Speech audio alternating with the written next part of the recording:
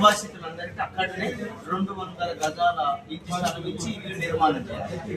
అట్లాగే ఇది 362 ఎకరాల 7 గుంటల భూమి భూదాన భూమి. ఈ భూమి 31 ఎకరం 7 గుంటల భూమి ప్రజల స్వాధీనం అయిపోయింది. ఇది వీడియో తీసుకుని వస్తాను. ఆడనే ఉన్నాం. ఈ భూమి నిర్వాసితులు ఒకసారి ఆపు వస్తాను.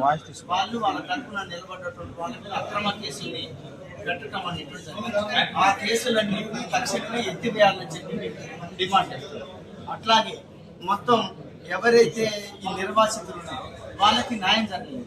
దాదాపు 311 మందికి ఇల్లు అక్కడ ఇస్తున్నాం అనేటువంటి చెప్పారు. కానీ అందులో 200 మంది అనర్హులైనటువంటి వాళ్ళకి ఇవ్వటం జరుగుతుంది. 100 మందికి మాత్రమే అక్కడ నిర్వాసితులకి ఇవ్వటం జరుగుతుంది. ఇంకా రాశాం సార్, ఇంకా 600 మంది దాకా ఇల్లు రావాల్సినటువంటి వాళ్ళు ఉన్నారు. వాళ్ళకి ఇవ్వాలి అనేటువంటి చెప్పి మేము ప్రధానంగా డిమాండ్ చేస్తాం.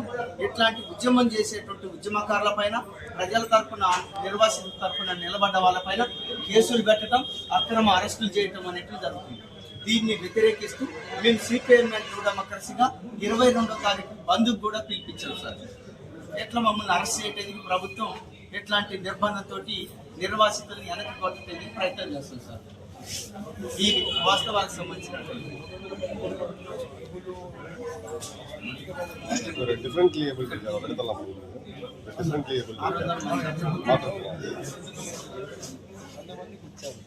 మిగతా వాళ్ళకి ఇవ్వలేదు సార్.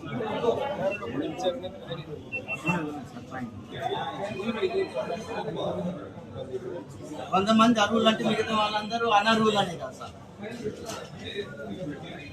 100 మందికి మాత్రమే అర్హులు ఉన్నారు, మిగతా వాళ్ళు అనర్హులు అని.